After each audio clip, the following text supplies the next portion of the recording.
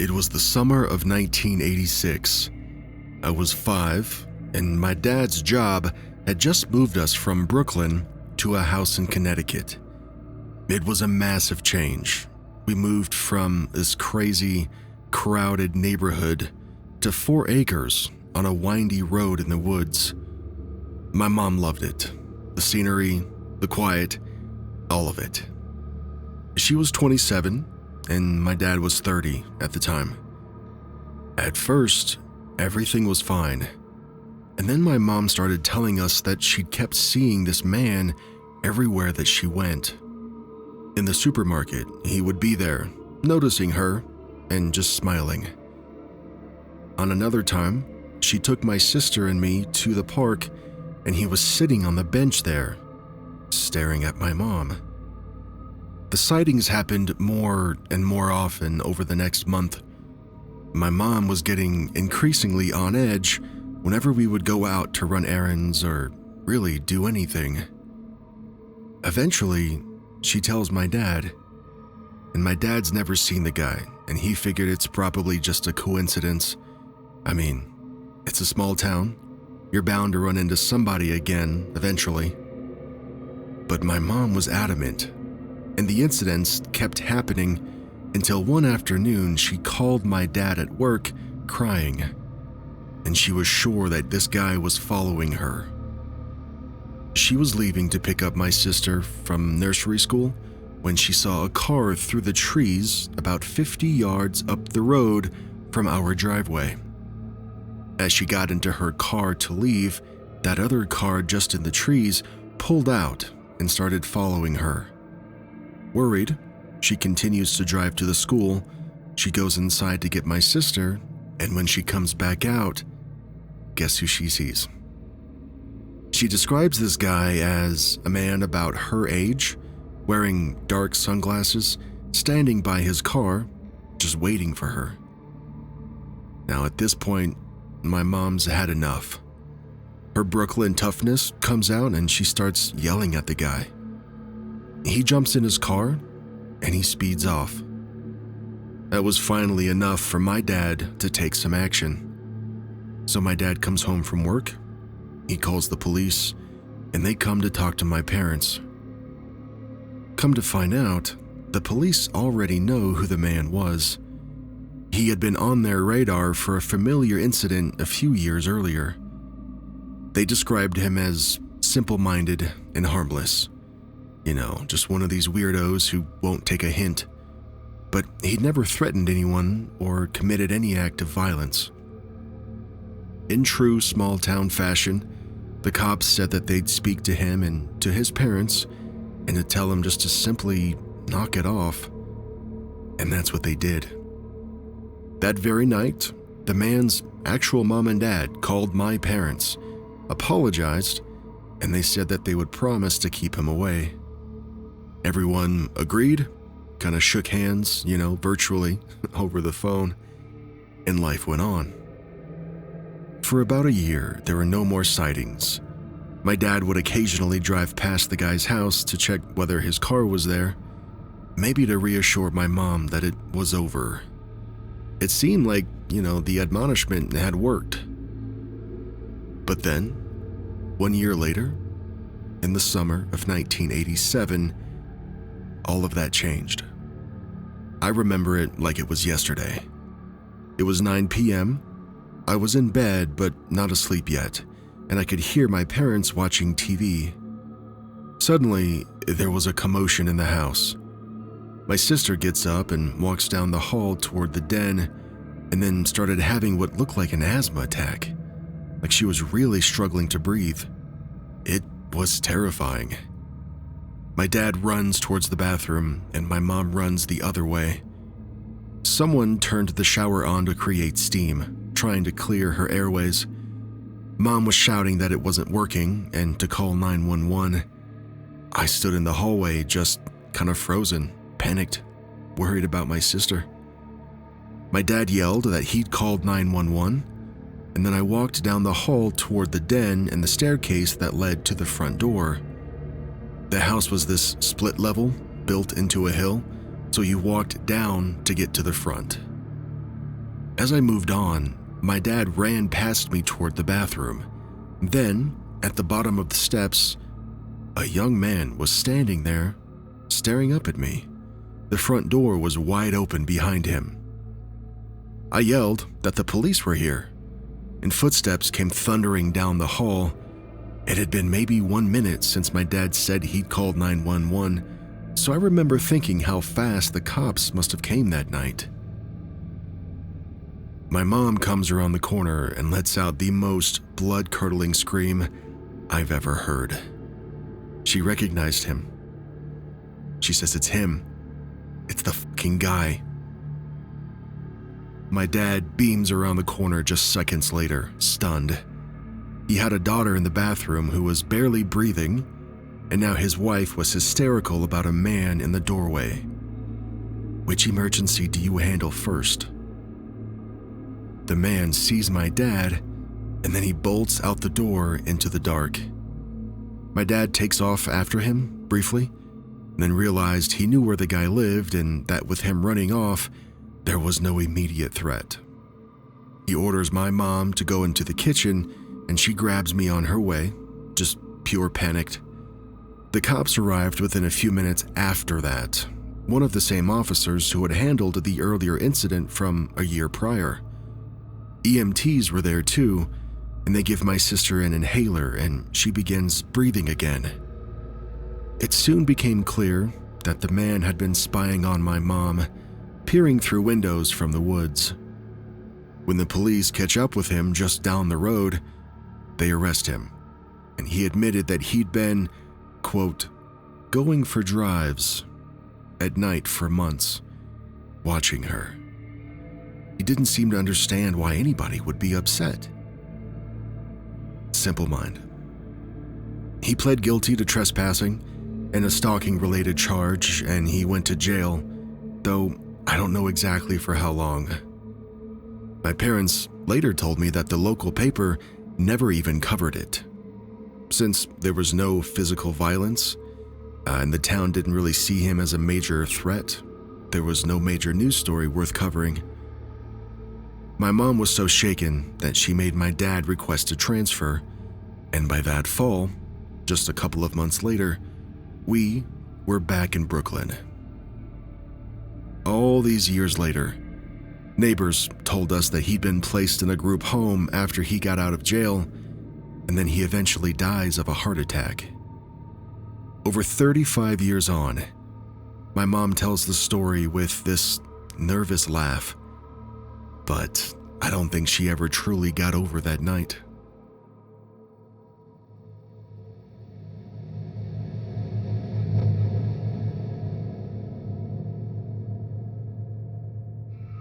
Before I tell this story, I want to say I know how dumb it was to do what I did. I probably won't be doing that for a long, long time after what happened just a few months ago. Still, I needed to post this because I don't know who else to tell. About half a year ago, I had the scariest experience of my life. For some context, I'm a dumb teenage boy who occasionally sneaks out just to walk around at night. I find walking after dark to be very peaceful, but my parents never let me stay out after sunset. For about a year, whenever school or life gets stressful, I sneak out and I walk for a couple of hours. The night that I'm talking about started like any other 2 a.m. ritual. I grabbed a sweater, put on my shoes once I was outside, I hopped the fence, and I headed off.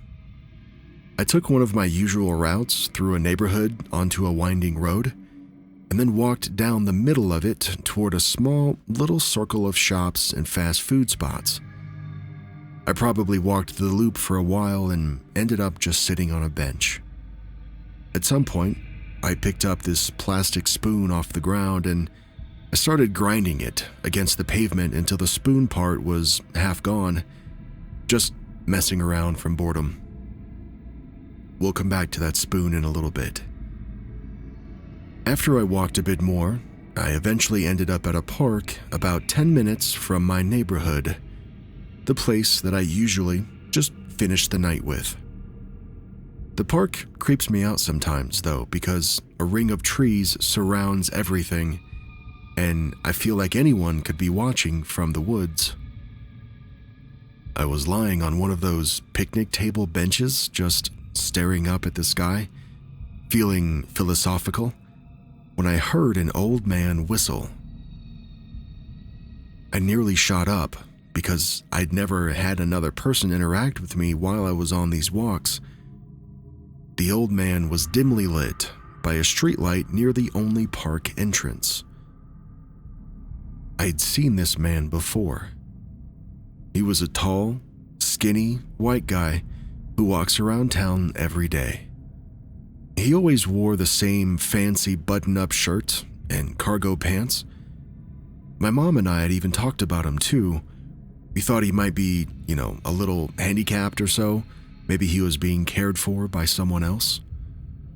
One time, in daylight, he'd actually sat on a bench and said to me, "Jesus loves you." He said it with this weird smirk though, and I awkwardly said, "I know," even though I'm an atheist. Anyway, back to the night. We must have stared at each other for a long time. He slowly started walking toward me, and I just completely froze. Why the hell is this dude at 3 a.m. in an empty park? When he got a little bit closer, he had this cheeky grin like he knew something that I didn't. I was more frozen now than I've ever been. Have you ever scoffed at a movie character that just froze with fear? You think to yourself, why don't you just do something? Get up, run away, try something. Well, I used to think like that, but now I don't anymore. And I couldn't in that second. After what felt like 10 seconds, he half patted, half grabbed my shoulder and reached into his pocket. He pulls out a plastic spoon, the same one that I was just messing with earlier that night, grinding it away. He tucked it into the little pouch in my hoodie, and in that moment, something snapped in me. I just got the courage to absolutely bolt to the public bathroom, and I locked myself in. I sat in that poorly lit, nasty green bathroom. It must have been way past 3 a.m., just thinking about every dumb decision that led me there. The spoon was in my hoodie pocket. I sat in that locked bathroom for over a half an hour. I had no phone access because my parents installed this thing called Life 360 on my phone, and they can see my location. I didn't want to take my phone with me and risk them seeing that I had snuck out. I also had no watch on at the time. Finally, I unlocked the door and I sprinted toward the park exit. Before I turned the corner, I looked back and I saw a figure sitting on the bench next to the bathroom. The old man had waited for almost an hour just to see me one more time. I sprinted all the way back to my neighborhood. I hid behind a bush to catch my breath, and then I snuck back into my house. I haven't gone out at night since. I probably won't sneak out again. And I still have that spoon buried somewhere in my wardrobe, but I haven't looked at it in months. I don't even know why I keep it. Sometimes I wonder how long he'd been following me. Was it only for that night? Or did he know about my other late night trips too? Would love to hear your thoughts. Please, though, don't lecture me about sneaking out.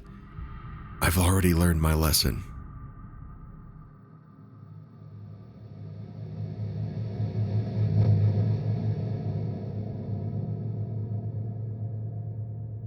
I started texting a guy that I'd met on a dating app.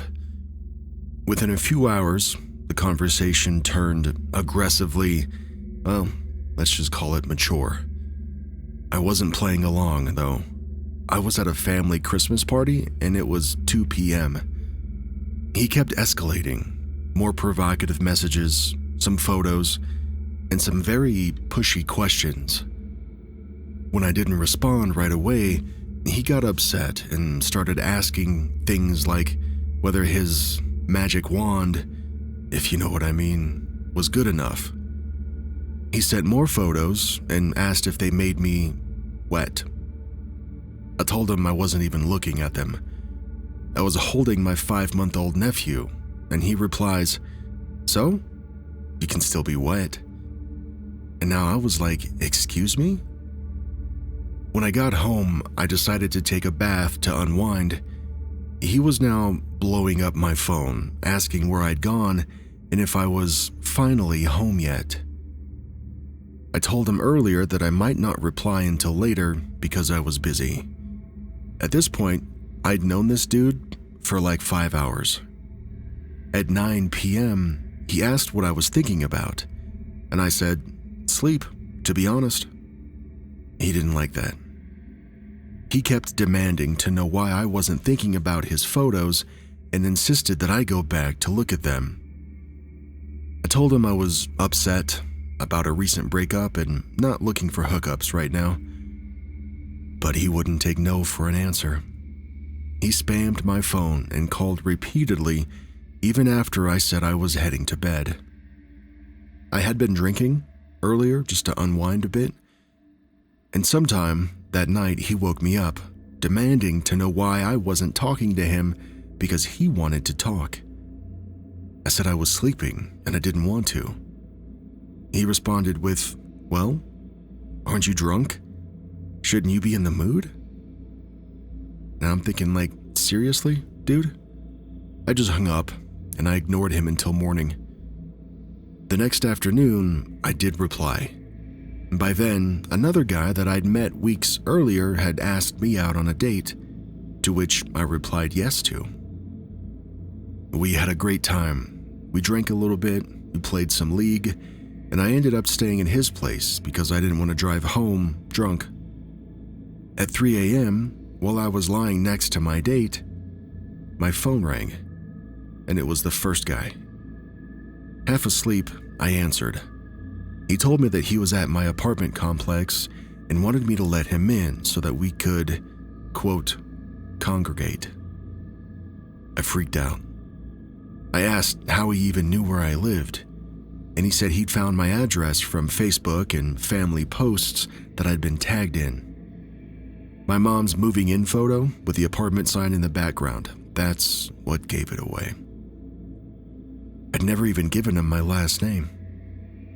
I woke up my date. We went to my building, but we didn't go up to my door. We circled the lot a few times and we found the car that he was in, and we took down the license plates. I called the local sheriff's office and reported it, and they sent an officer to ask the guy to leave the property.